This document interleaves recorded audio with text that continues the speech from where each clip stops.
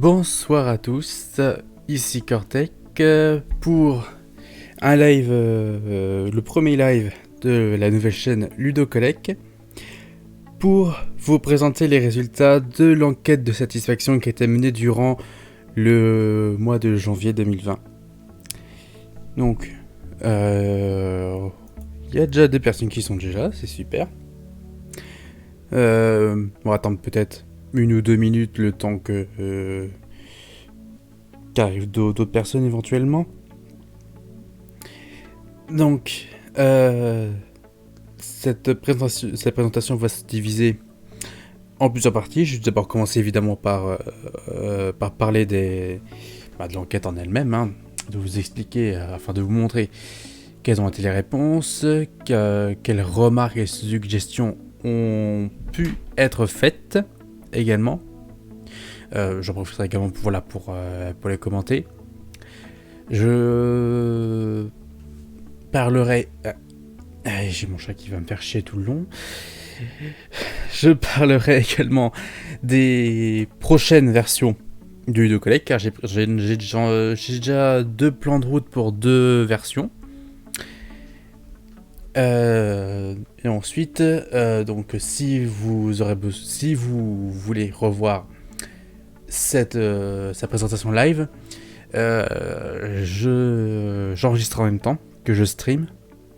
Donc le streaming est en 480p, donc ce sera voilà, la qualité n'est pas forcément géniale. C'est pour ça que par derrière, de mon côté, j'enregistre en 1080p pour pouvoir ensuite uploader ce live en meilleure qualité afin que l'on voie mieux un petit peu ce que montre le PowerPoint, parce que oui, ce sera un PowerPoint. Salut Café Gaming. Café Gaming qui a fait une interview qu'il a sortie il n'y a pas longtemps, c'est cette semaine. Je vous invite à la voir, c'est Près du Café, donc café avec K-A-F-E. Vous tapez Ludocolec directement dans la barre de recherche YouTube, vous la trouverez. Et donc pendant 1 heure, voilà, je parle de Ludocolec et également un petit peu de moi-même sur ce qui a été fait également par le passé sur YouTube. Donc voilà, allez voir sa vidéo, ça vaut le détour. Bon, maintenant je pense qu'on peut y aller. Et ben, hop, c'est parti mon kiki. Voilà. Donc, cette enquête avait été divisée en 7 sections. L'avis global, l'avis sur la partie jeux vidéo, la partie plateforme, la partie jouets vidéo, mais également la gestion de la collection, la gestion wishlist, la gestion de liste personnalisée. Donc voilà, toutes les fonctionnalités qui sont déjà présentes en ce moment même dans Ludocolec. En tout, il y a eu 19 personnes qui ont souhaité répondre à ce sondage, sachant que le lien vers le sondage n'a été envoyé qu'aux membres de Ludocolec via leur adresse mail, afin d'avoir réellement l'avis des membres, et non pas de personnes extérieures qui n'auraient peut-être jamais, qui ont juste touché Ludocolec de loin. Dans l'ensemble, les retours sont plutôt bon, considéré dans quel état est Ludocolec aujourd'hui. Donc voilà, il est toujours en bêta, donc c'est assez encourageant pour la suite, et d'autant plus qu'il y a eu des remarques et suggestions plutôt pertinentes et qui permettront, je pense, de faire avancer Ludocolec vers l'avant.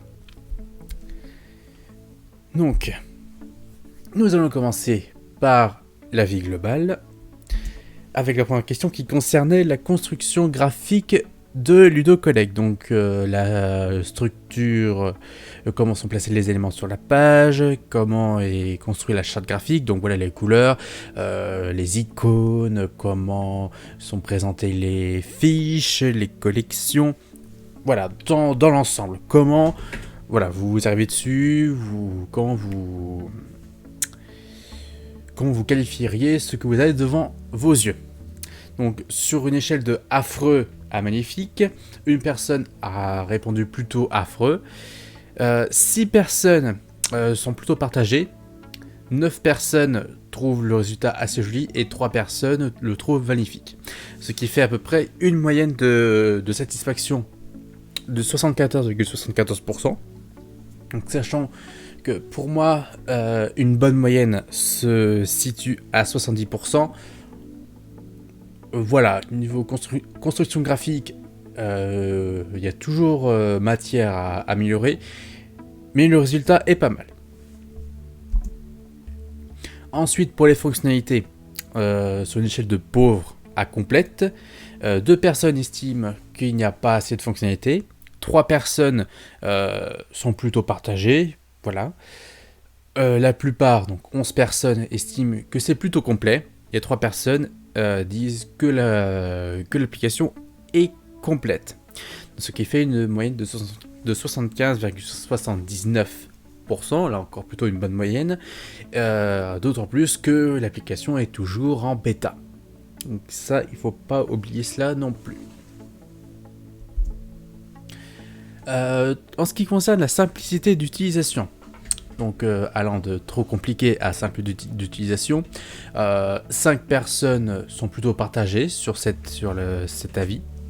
6 personnes le trouvent plutôt simple d'utilisation et la majorité, 8 personnes, trouvent que c'est simple d'utiliser Ludocolleg, ce qui fait une moyenne de 83,16%. Donc j'estime que l'on peut dire que l'application est, elle est intuitive, on sait assez facilement s'y retrouver dans tout ce bazar. Et enfin, donc dernière question de cette section, la rapidité du Ludocolleg. Donc sur une échelle de lente à rapide, 2 personnes disent que c'est ni trop lent ni rapide.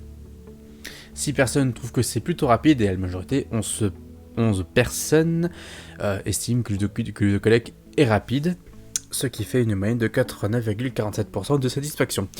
Et cela ne m'étonne pas, car Ludocolleg reste quand même assez léger, de mon point de vue. Et il y a...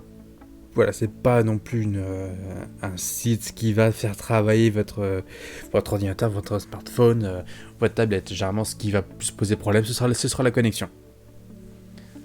Donc, voilà, résultat plutôt encourageant sur la globalité. En ce qui concerne les remarques qui ont pu être faites en réponse libre, plusieurs personnes m'ont dit que c'était plutôt un bon début pour Ludocolleg. D'autres estiment qu'il manque des options de tri, notamment classement par plateforme et par ordre alphabétique qui me vient là en tête, même si on reviendra sur ce point-là dans la partie collection. Et évidemment, c'est encore rustique. Ça m'étonne pas. Et aussi qu'il y a un manque d'infos sur les fonctionnalités, c'est-à-dire que il y a des choses qui existent dans le Ludocolleg que des personnes ne savent pas à quoi ça sert ou comment les utiliser. L'exemple qui me vient en tête, pour moi, ce serait les listes personnalisées qui effectivement, on ne sait pas à quoi ça sert ni comment ça fonctionne. Voilà. Donc le manque d'aide, de FAQ ou de tutoriel est effectivement présent. Une idée qui a été écrite, c'est d'avoir plusieurs choix d'affichage. Donc, c'est-à-dire que sur une liste, par exemple, vous allez sur le jeu vidéo. Actuellement, on a les fiches. Attendez. Hop. Je vais plutôt ouvrir Ludocolleg directement. Hop. Voilà. Si je vais dans le jeu vidéo, c'est affiché comme ça. Demain, ce qui serait bien, selon pour cette idée, c'est de faire un petit peu comme les top 100, reprendre un petit, alors dans les grandes lignes, cet affichage là avec des icônes plus petites, avec toujours les mêmes informations que l'on peut retrouver ici, ou voire totalement oublier les jaquettes et passer uniquement à un tableau simple avec du texte seulement. Là encore, il faut donner du choix à l'utilisateur. Et ça, je comprends tout à fait. Hop. Donc, maintenant, on passe à la partie jeux vidéo. Donc cela concerne uniquement la partie base de données jeux vidéo, on n'en est pas encore, à la gestion de la collection. Allez. Donc pareil, présentation graphique. Donc 2 personnes estiment que c'est plutôt mauvais, 6 personnes sont partagées, 9 personnes estiment que c'est plutôt joli, et 2 personnes estiment que c'est parfait, que la présentation est parfaite, ce qui fait une moyenne de 71,58. Voilà, c'est la moyenne, mais c'est vraiment bas. Donc je pense qu'il y aura des améliorations à faire de ce côté-là sur la présentation, peut-être notamment avec cette option de choix d'affichage. Donc pour la quantité d'infos, donc le nombre d'informations présentes dans une fiche. L'échelle va de insuffisant à suffisant. Une personne estime que c'est totalement insuffisant. Une autre estime que c'est plutôt insuffisant. Encore une autre estime que c'est partagé. Voilà, ça mérite d'avoir plus d'infos. Et tandis que 8 personnes estiment que c'est plutôt suffisant, et 8 autres personnes estiment que c'est totalement suffisant, ce qui fait une moyenne de 82,11%. Pour moi, la quantité d'informations qui pourrait manquer éventuellement, c'est des titres internationaux. Comment est nommé un titre aux États-Unis ou au Japon. La jaquette également, les différentes jaquettes que l'on peut avoir. Mais mis à part ça, je vois pas d'autres informations qui pourraient venir à manquer. En ce qui concerne la simplicité de création, de pas du tout à tout à fait, on a une personne qui estime que c'est pas tout à fait simple de créer une fiche, 3 personnes qui estiment que je pense que c'est pas plus la simplicité qui les gêne, mais le fait de les créer. 6 personnes estiment que c'est plutôt facile, tandis que 9 personnes estiment que c'est totalement facile de créer une fiche, ce qui fait une moyenne de 84,21%. Donc, j'ai fait en sorte que ces fiches-là, étant donné que ce sont les utilisateurs en majorité qui vont créer et alimenter la base de données, j'ai essayé de faire en sorte que le mécanisme soit le plus simple possible. Après, effectivement, faut trouver les informations, c'est rébarbatif. Les jaquettes, la plupart du temps, c'est assez chiant à trouver en bonne qualité. Les dates de sortie également, ça peut être un enfer si on remonte trop loin dans le temps. Donc je comprends quand même les personnes qui estiment que c'est pas facile de créer une fiche. En ce qui concerne les remarques et suggestions dans cette partie-là, certains ont dit que la création était simple, mais que la base de données était pauvre. Ça, j'ai envie de dire, c'est normal, vu que c'est la base de fonctionnement de Ludocollect. Voilà, c'est une base de données communautaire, et aussi le fait que Ludocollect moins d'un an d'ailleurs, à moins d'un an. Donc, évidemment que la base de données est pauvre, ce sera aux utilisateurs de l'alimenter pour qu'elle devienne assez conséquente, pour qu'on n'ait plus à créer de fiches de jeux vidéo, mis à part pour les nouvelles sorties. Et on m'a aussi rapporté que les créations à appel étaient fastidieuses, effectivement. C'est quand même chiant de créer plusieurs fiches comme ça en suivant une liste. Je comprends tout à fait. Alors, les idées qui m'ont été données, c'est de faire plusieurs éditions pour un seul jeu. C'est-à-dire qu'on a une fiche par exemple. Quel jeu je pourrais donner Metroid Samus Return, par exemple, sur 3DS. Donc voilà, il y a une fiche pour ce jeu-là. Et ensuite, dans cette fiche-là, on aurait plusieurs éditions. Donc, par exemple, l'édition collector de la Muerte, qui a été rapidement en rupture de stock. Voilà, l'édition limitée.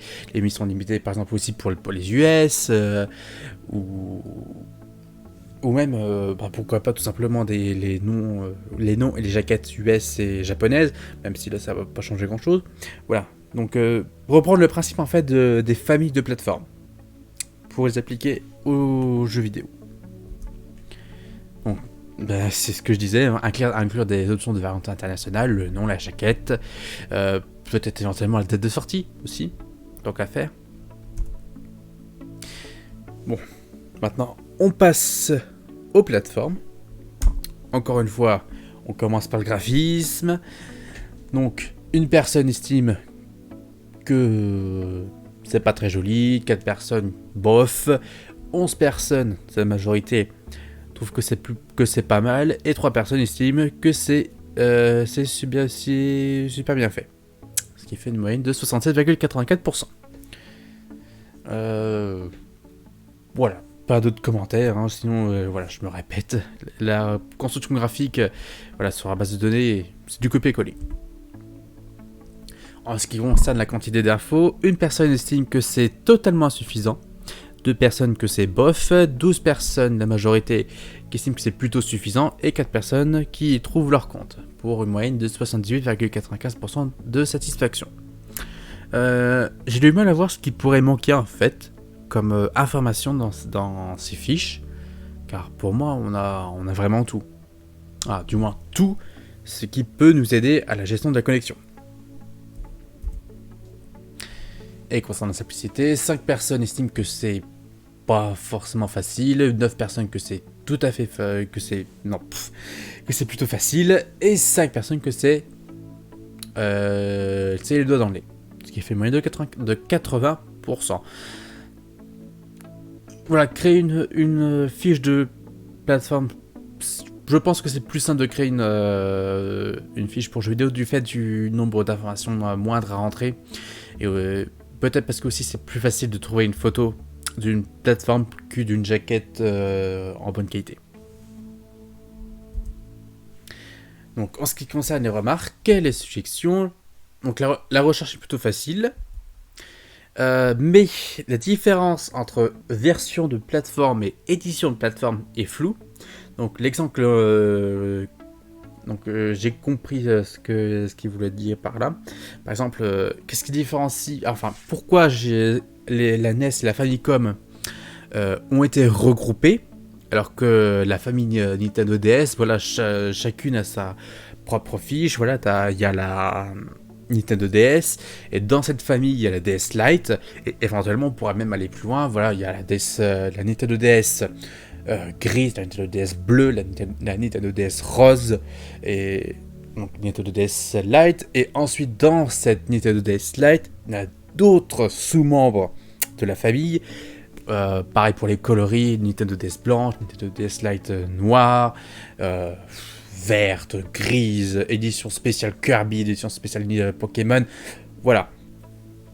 Donc effectivement, c'est un point que je vais devoir éclaircir. Car il y a beaucoup de... Même moi, je me pose des questions, en fait. Et également, la base de données pauvre. Ça, voilà. Donc l'idée qui a été communiquée, c'est faire plusieurs éditions pour une seule plateforme. C'est ce qui existe un petit peu déjà avec les familles de plateformes, mais que je vais devoir reprendre un petit peu pour essayer d'avoir un truc plus clair, parce que je comprends que effectivement voilà, il y a des confusions.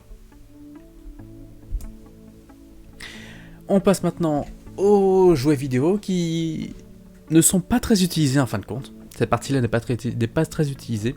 Après, la création de fiches, il n'y a rien à si. Tous les amiibo sont créés, il me semble. Mais Skylanders, Disney Infinity, voilà, c'est pas encore créé. Donc, voilà, pour la présentation graphique une personne estime que c'est pas très joli. 9 personnes estiment que c'est bof. Ça me surprend. 5 personnes que c'est plutôt joli, 4 personnes que c'est bien fait. Pour une moyenne de 72,63%. Alors c'est vrai que ça m'étonne un peu. Donc je vais ouvrir Ludocollect pour vous montrer pourquoi. Donc voilà, là on a comment est présenté les jeux vidéo. Et là on a comment sont présentés les jeux vidéo. Je vois pas la différence. Pour tout vous dire. Mais bon, bref. Hop. Ensuite, pour la quantité d'infos, une personne estime que c'est insuffisant. Excusez pour le chat qui miaule, mais il va faire chier tout le long. 5 personnes estiment que c'est bof, 7 personnes estiment que c'est correct, et 6 personnes estiment qu'il y a assez d'informations, pour une moyenne de 77,89%. Alors, encore une fois, j'ai beaucoup de mal à voir quel genre d'informations pourrait venir à manquer pour ces fiches, car quasiment tout est dedans. Voilà. Voilà, on retourne sur Ludocollect. Hop. Voilà, si on prend la Transbifit, voilà, on a le nom, on a dans quelle série de jouets il a été sorti, quel est son fabricant, la date de sortie. Mis à part la liste des jeux auxquels ce jouet est compatible, je ne vois... Voilà, je reste dans le flou.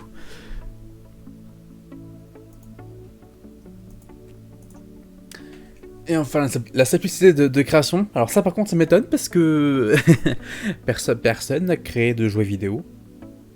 Donc 4 personnes estiment que c'est bof, 8 personnes que c'est plutôt simple, et 7 personnes que c'est tout à fait simple de créer une fiche de jeu vidéo.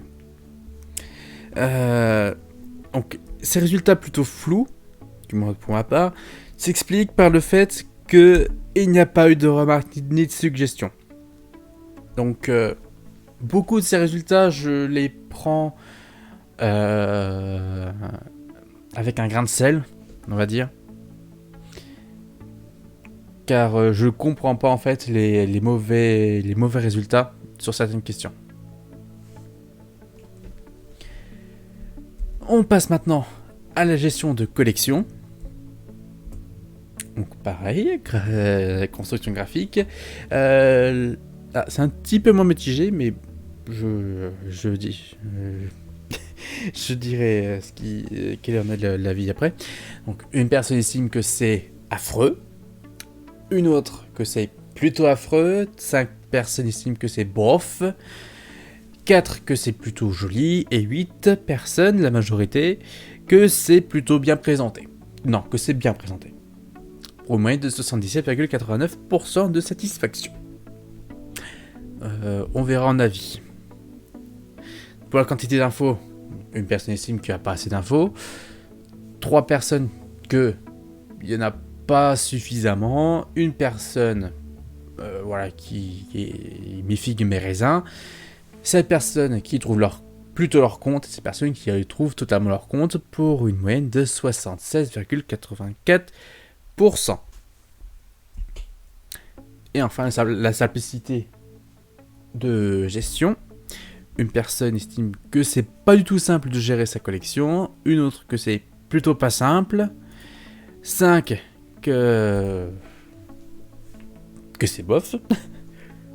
6 personnes y trouvent leur compte, et 6 autres estiment que ça convient parfaitement à leurs besoins. Donc c'est dans les avis et les suggestions qu'on va vraiment savoir ce qu'il en est. Donc j'ai eu un avis comme quoi c'était plutôt bien détaillé. Voilà, les entrées de collection sont bien détaillées. Qui manquait des champs de recherche et de tri. Donc ça, c'est la manque de tri par plateforme.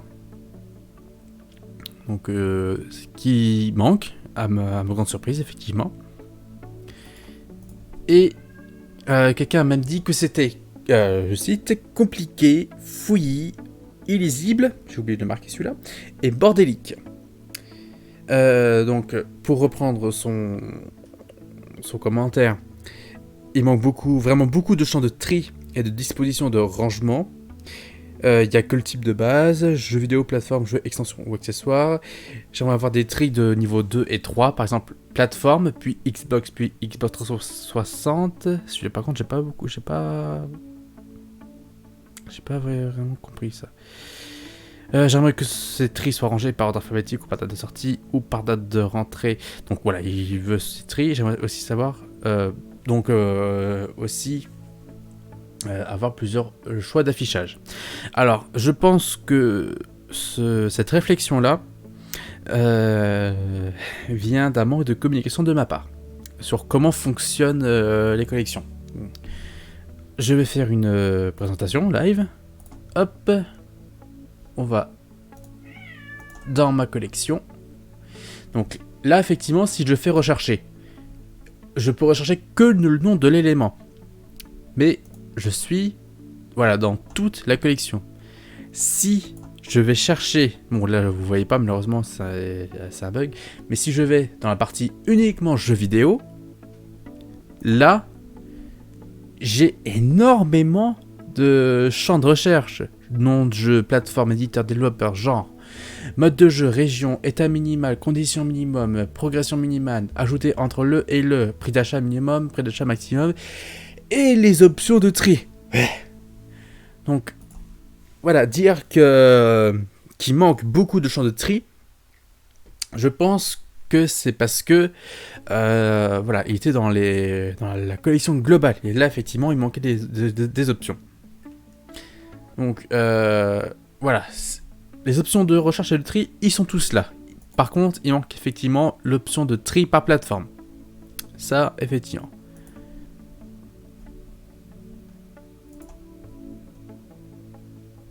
Alors, donc, en ce qui concerne XD, alors quelqu'un a proposé d'ajouter des champs supplémentaires personnalisés, c'est-à-dire que on se configure des champs spécifiques à notre compte, qui seront utilisés dans la collection pour ajouter plusieurs détails, que je reprenne ça.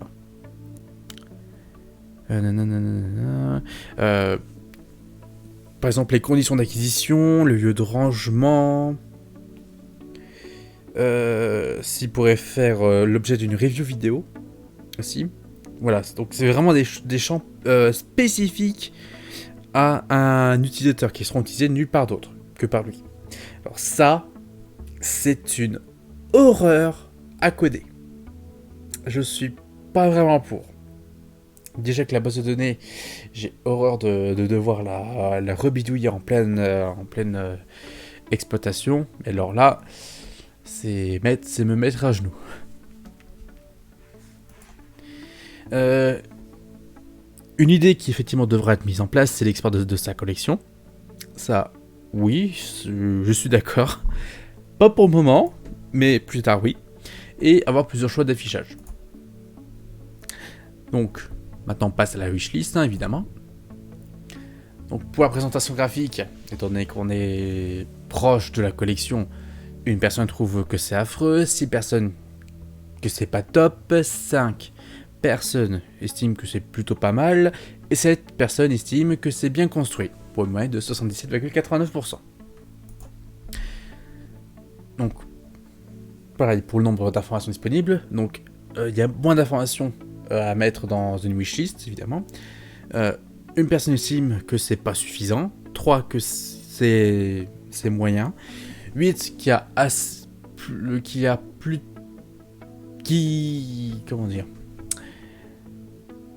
ont assez d'informations mais qui mériteraient peut-être un petit peu plus, et 7 personnes qui estiment qu'il y a assez d'informations. Ce qui fait une moyenne de 81,5%. Et enfin, pour ce qui est de la gestion, une personne estime que c'est compliqué de gérer sa wishlist, 5 que ça pourrait être mieux, 5 autres personnes que ça se gère plutôt bien, et 8 qui estiment que c'est très facile de gérer sa wishlist. Pour ce qui est des remarques, donc compliqué, fouillis, bordélique, et donc ça c'est le même commentaire que tout à l'heure pour les collections. Donc ce même principe s'applique pour les wishlists également. Il faut juste choisir jeux vidéo, plateforme ou jeux vidéo pour avoir les options de tri, de recherche adéquates. Et comme idée, alors quelqu'un a proposé que... je vais plutôt vous montrer... Ah, je pense qu'il y a eu un petit souci. Ah, bon. Mince, je vous ai laissé sur celui de collègue, zut. Bon, tant pis. Après tout, ce sont que des graphiques, c'est pas grave. Donc, où est-ce que j'en étais? Bon, je vais quand même repasser à PowerPoint. Ah, c'est dur quand on est tout seul. Donc, je disais, compliqué, fouille, bordélique en remarques négatives et en suggestions. Donc, prévenir lors d'un ajout à la collection si l'entrée est déjà dans la wishlist. Qu'est-ce que ça veut dire? Je m'explique. Donc là, par contre, je reviens à Ludocolec. Et tant qu'à faire, je vais mettre mes commentaires visibles, comme ça je vois quelque chose. Donc, à l'heure actuelle, lorsque l'on a voilà, quelque chose dans la wishlist, le principe que j'avais mis en place, c'est on vient... j'ai pas quelque chose de... Ouais, bon. Voilà. On va aller modifier son entrée de wishlist et utiliser voilà, ce bouton-là, ajouter ce vœu à ma collection. Et là, on a toutes les options que l'on a, dont on a besoin pour basculer cette fiche de wishlist en collection. Ce que cette personne propose de faire, c'est plutôt que passer par là, hop, voilà, c'est d'aller chercher donc cette entrée dans la base de données. Ah, je me suis gouré quelque part. Ah oui, en effet. Crash Nitro 4, ça ira mieux comme ça. Donc voilà, prendre ce truc là et faire ajouter à ma collection directement. Et c'est en cliquant sur donc en faisant confirmer qu'il y aurait une alerte disant que voilà, ce jeu est déjà en wishlist et est-ce que il faut le supprimer de cette wishlist. Voilà, donc c'est ça l'idée. Qui est plutôt une bonne idée, effectivement, qui permettrait de rajouter de la simplicité de gestion. Car on pense pas toujours que ce truc-là est dans la wishlist. Donc, à voir comment je compte faire ça. Donc là, par contre, je repasse en PowerPoint. Et on passe aux listes personnalisées que pas grand monde utilise. Alors, concernant la présentation graphique. 2 personnes estiment que c'est pas très joli. 5 que c'est bof. 6 personnes estiment que c'est pas mal. Et 6 personnes estiment que c'est plutôt joli. Pour rappel, donc une liste personnalisée. Hop, ça a cette tronche là. Voilà. Depuis quelques temps, ça a cette tronche. Donc on passe au PowerPoint. En ce qui concerne la quantité d'infos, donc qu'est-ce qu'on peut mettre dedans? Concrètement, on peut mettre qu'un commentaire. Non, je dis de bêtises. On peut mettre un commentaire et pour les listes ordonnées, on peut choisir le classement. Donc, une personne estime qu'il n'y a pas assez d'infos. 5 que c'est bof. 8 personnes estiment qu'il y a assez d'informations. Et 5 personnes estiment qu'il y a toutes les informations dont ils ont besoin. Pour une moyenne de 77,89%. Donc après, pour des listes personnalisées, je peux mettre que des commentaires, hein, car là c'est... Voilà, je peux rien faire d'autre. Et pour la simplicité de gestion, j'articule pas. Une personne estime que c'est pas tout à fait simple de gérer cela. 4 que c'est moyen. 8 personnes estiment qu'ils arrivent à gérer leur liste peut-être avec des difficultés. Et 6 savent très bien gérer leur liste personnalisée. À savoir que gérer une liste personnalisée, hop, si je repasse sur Ludocolec, Voilà. Modifier.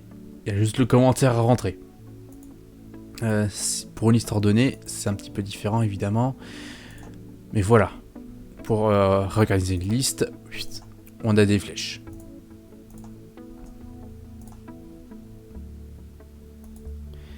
Donc,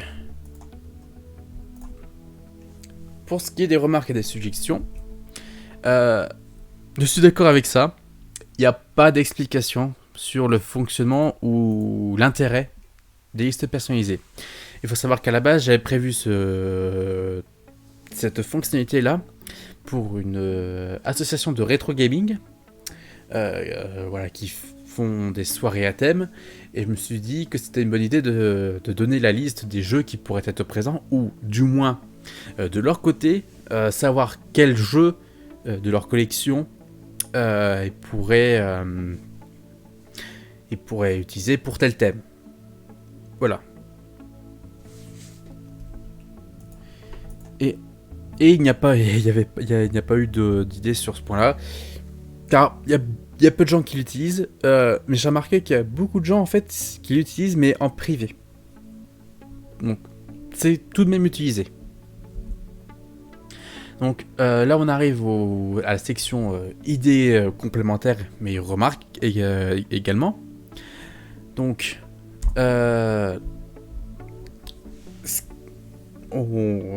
pareil, base de données pauvre, évidemment.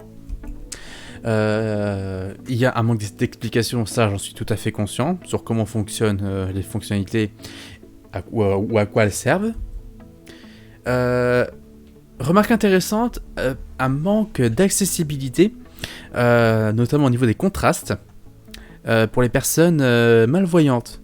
Ça, effectivement, c'est quelque chose auquel je n'ai pas du tout pensé, certainement par manque d'expérience avec ce genre de paramétrage.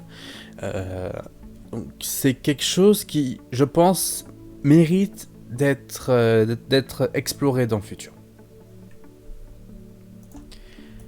Et alors là on arrive aux idées. Donc, il y en a beaucoup, notamment l'ajout d'un aspect social. Par exemple, liker une collection, commenter une collection, faire des tests, mettre voilà, des avis sur des consoles, des plateformes, des jouets, sous base d'étoiles à mettre ou de commentaires. Alors, l'aspect social, c'est pas quelque chose que j'ai prévu pour Ludocollect, absolument pas. Mais ça peut être exploré lorsque l'application sera totalement lancée, qu'il n'y aura plus beaucoup de développement à faire, je pense. Du moins du gros développement pour des fonctionnalités. Pourquoi pas. Donc plusieurs éditions sous une fiche, donc ça c'est ce qu'on appelle les familles de plateformes. C'est ce qu'on retrouve... Ah mais attendez, je vais vous montrer. Hop, c'est ce qu'on retrouve dans les plateformes. Un bon exemple, bah tiens. Oui. Ah oui, si, voilà. Donc voilà, là on a la famille Nintendo Entertainment System, Family Computer. Et dedans, voilà, on a le Sharp Twin Famicom, la NES Tap Loader, la NES Mini. Donc voilà. Donc ce qui serait bien, c'est que je reprenne ce principe-là que j'applique aux jeux vidéo également, et aussi pour les éditions, pour les coloris par exemple. Par exemple, voilà, pour la Nintendo Switch, j'ai rajouté la Switch la grise, la turquoise et la jaune. Donc voilà, ça vaut le coup d'être ajouté aux jeux vidéo et d'être retravaillé pour les plateformes. Et surtout expliquer comment ça va être fait. Donc, aussi ajouter des variantes internationales, titres, jaquettes, donc ça a déjà été dit. L'ajout de champs supplémentaires personnalisés, ça également, ça a été dit. L'alerte en cas d'ajout dans la collection d'une entrée dans une wishlist. Alors, ajouter un lien vers d'autres bases de données. Alors ça, communément, ça s'appelle des API. Et en clair, plutôt que de créer une entrée dans la base de données, en partant de zéro, on pourrait demander à une autre base de données plus complète. Alors j'en ai pas en tête de nom de base de données de jeux vidéo, mais voilà, qui sont beaucoup plus complètes. Voilà, de dire voilà, je souhaiterais avoir tel jeu. Est-ce que tu as des informations dessus? Ça permettrait effectivement de gagner du temps à la création de fiches, mais ce serait contraire à l'idée du Ludocolleg qui était vraiment de créer une base française de jeux vidéo, ou du moins pensée pour les Français ou pour l'Europe, plutôt. Car ce qui me gênait en fait, c'est que ces bases de données-là sont anglaises américaines. Donc ça veut dire que les titres sont américains, je vais le dire, hein, américains, les jaquettes également. Et généralement les dates de sortie le sont aussi. Pas toutes, mais la plupart oui. Produire des supports d'aide, FAQ, tutoriel, ça oui. À 200%, oui. Faut que je fasse ça. Et c'est pour ça que j'ai créé une chaîne YouTube pour le Ludocolleg. C'est pour faire les putains de tutoriels. Pour expliquer ce qui se passe dans ma tête. Alors, ça c'est bizarre. Ajouter un lien vers l'accueil. Donc j'ai passé à Ludocolleg pour montrer cela. Hop, je retourne à l'accueil. Donc l'accueil c'est ça. Concrètement, mis à part les statistiques ici, je comprends pas l'intérêt de vouloir revenir à l'écran d'accueil. Si, peut-être pour voir cette jolie image. Mais bref. Donc ça existe déjà. Il suffit de cliquer sur le logo. Et on revient à l'accueil. Voilà, là je suis dans le jeu vidéo, je clique sur le logo, je reviens à l'accueil. Donc ça, je suis tranquille, c'est déjà en place.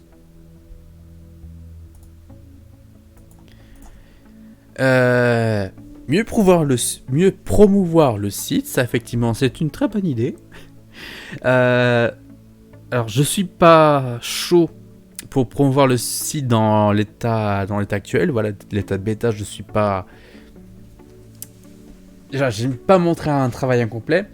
Mais après, dans le commentaire, ce qui a été dit, c'est que la concurrence, elle va mal en ce moment.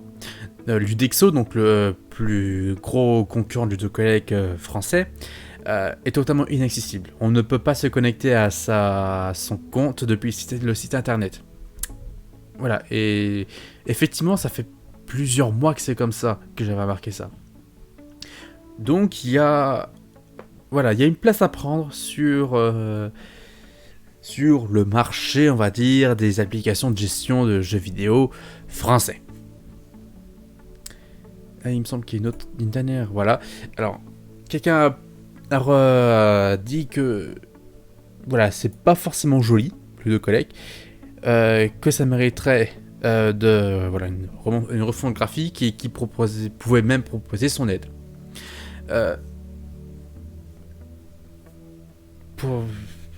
Je suis partagé sur cette idée-là, car je sais que je suis pas du tout à l'aise avec ce qu'on appelle le front-end, donc tout ce que vous voyez, là, comment est structuré, comment c'est, voilà, la charte graphique, tout ça, je peux avoir des goûts de merde. Et surtout, je peux avoir du mal à faire ça. Mais pour moi, c'est plutôt pas mal. L'aspect actuel du Ludocolleg, c'est peut-être quelque chose qui pourra être revu dans d'autres versions.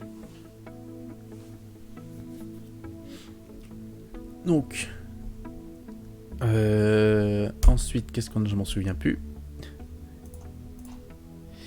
Alors, oui, effectivement, la synthèse, c'est important. Donc, pour synthétiser tous les résultats de cette enquête. Le Ludocolleg est simple d'utilisation. La quantité d'informations est suffisante pour ce que vont en faire. L'application plaît. Je pense que c'est important de noter. Voilà, le taux de satisfaction est plutôt bon. Et c'est plutôt complet pour une bêta. Ça, effectivement, je pense que c'est un point qui mérite d'être souligné. Par contre, en moins bon point, la base de données est pauvre, ce qui est normal, l'application a moins d'1 an et c'est une base de données communautaire. Des fonctionnalités basiques sont encore absentes, donc je pense à alors, plutôt export de collection. Import de collection, je pense que ce sera très compliqué à faire. Il y a un manque flagrant d'informations et d'explications envers les utilisateurs. C'est pour cela que va être fait une série de tutoriels pour expliquer comment fonctionne Ludocolleg. Et enfin, il y a un manque de promotion de l'application, voilà, sur Internet, sur YouTube, sur les réseaux sociaux. Voilà, donc il faudrait que Ludocolleg se fasse connaître. Donc, avec tout ça, j'ai fait une feuille de route des prochaines mises à jour. Donc, j'en ai déjà prévu 2. Une mineure, une majeure. Donc la première, évidemment, ce sera la mineure. Ce sera la 0.5.1. Donc, elle sera constituée de correction de problèmes mineurs, vraiment. Des trucs... voilà, qui on pourra vivre sans, mais ce serait bien de les avoir. Donc, ce qui est prévu, donc dans la partie jeux vidéo, c'est de corriger la cohérence des fiches. Donc, je m'explique. Éditeur et développeur, selon que l'on soit sur la consultation de la base de données ou la création de fiches, le remplacement change. Donc, il faut que je corrige ça. Dans la collection, dans tout élément de collection, ce qui serait intéressant, c'est que je différencie un prix qui a été laissé vide et un prix qui est à 0€. Typiquement, un prix qui est laissé vide, c'est un prix que l'on ne connaît pas, et un prix à 0, c'est un cadeau ou un don. Donc ça aussi, ce serait intéressant d'avoir ça, notamment pour comment dire, l'Argus. Alors, collection globale, mélanger les types d'entités. Je m'explique. On retourne sur Ludocolleg. Aujourd'hui, lorsque je vais dans ma collection, voilà, c'est trié par date d'entrée. Voilà, 2001, 2004, 2005, 2008. Mais si je vais plus loin, alors voilà, à partir de là maintenant, c'est les plateformes. Et là, on remarque que 2006, 2008, 2012, 2013. Hop, si je vais plus loin, j'arrive aux jouets vidéo. Là, pareil, on repart à 2015, 2016. Voilà. En fait, à l'heure actuelle, c'est trié par date d'entrée, mais c'est regroupé par entité. Ce que j'aimerais en fait, c'est que ça soit toujours par date d'entrée dans la collection, mais que ça mélange les entités. C'est-à-dire que, hop, si je reprends la première page, donc là effectivement c'est en 2001, 2004, etc. Mais une fois qu'on arrive, non, c'est pas cette page-là, c'est pas celle-là non plus. Voilà, une fois qu'on arrive en 2006, voilà, je voudrais que la Nintendo DS apparaisse le 25/12, et ensuite que ça continue avec les jeux qui ont été ajoutés après le 25 décembre.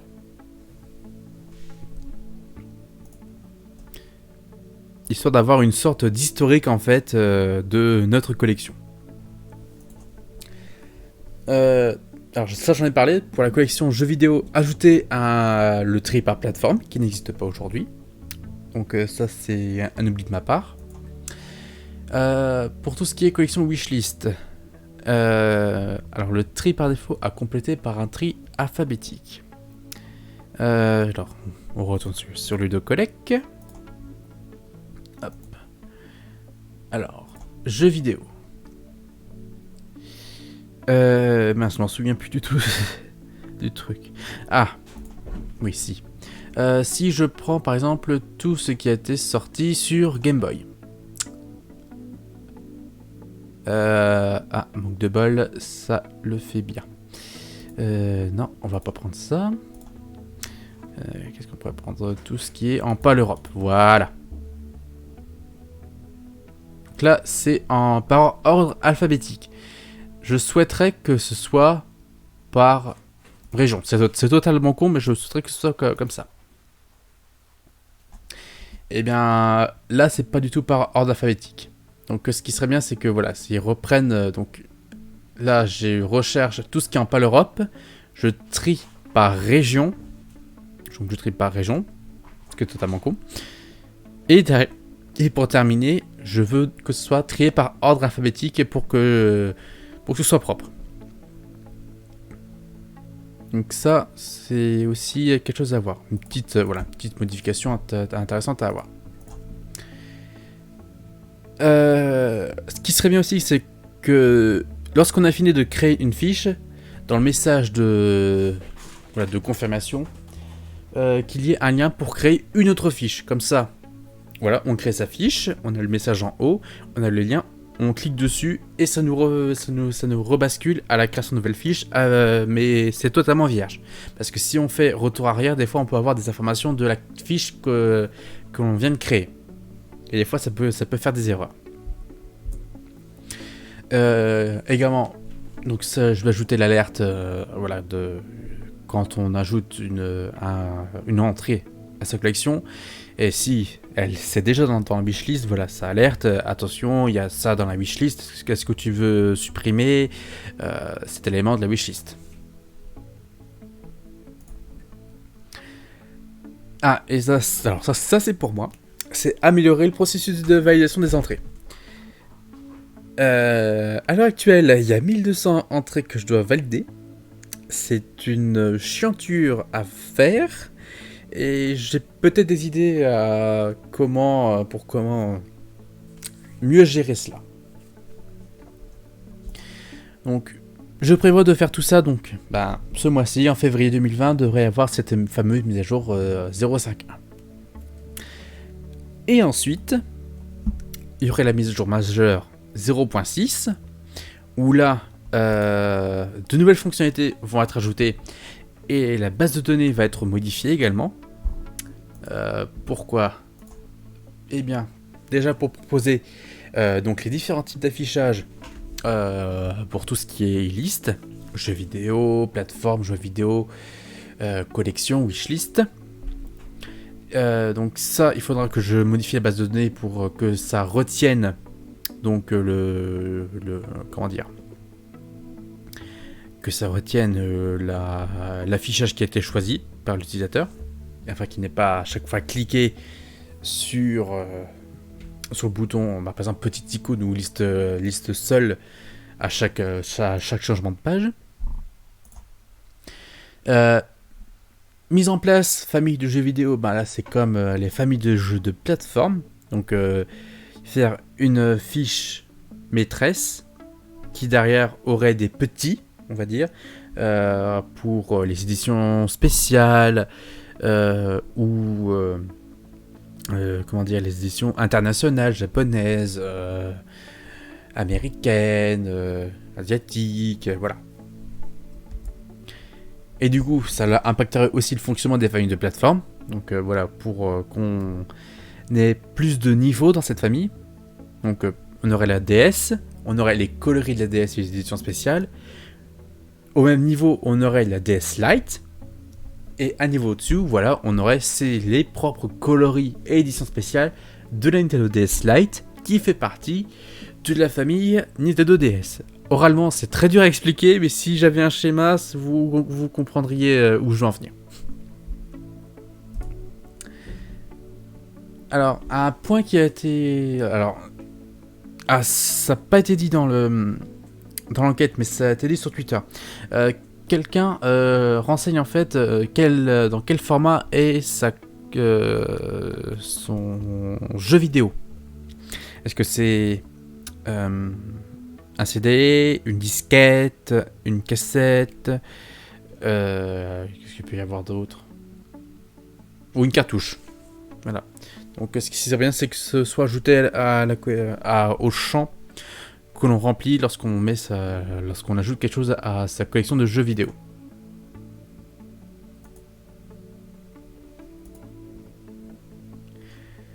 Donc tout ça va prendre énormément de temps, voilà, donc c'est pas... Il y a la modification de base de données, il y a des nouvelles fonctionnalités que je ne connais pas aujourd'hui, donc voilà, il va y avoir du développement. Mais je pense pouvoir faire ça d'ici avril 2020, peut-être avec un peu de chance. Mais à voir. Je suis pas confiant, à voir. Eh bien, les amis, c'était tout pour cette présentation. Donc j'espère que ce format vous a plu, malgré les petits soucis techniques. Là, j'ai YouTube qui me dit que ma connexion est merdique. Donc, n'hésitez pas à dire dans les commentaires comment vous avez trouvé cette présentation. Comme la qualité. Donc n'oubliez pas que vous pourrez retrouver cette présentation en 1080p d'ici quelques jours, je pense. Et dites-moi aussi si ça vous intéresse que je fasse des lives pour présenter de nouvelles fonctionnalités ou d'autres, ou par exemple que je stream durant le développement. Ça pourrait aussi être sympa pour voir l'envers du décor. Mais même si je suis pas très chaud pour vous montrer le code. Bon bref, voilà, on verra. Donc d'ici là, portez-vous bien. Et à la prochaine les amis. Allez, salut!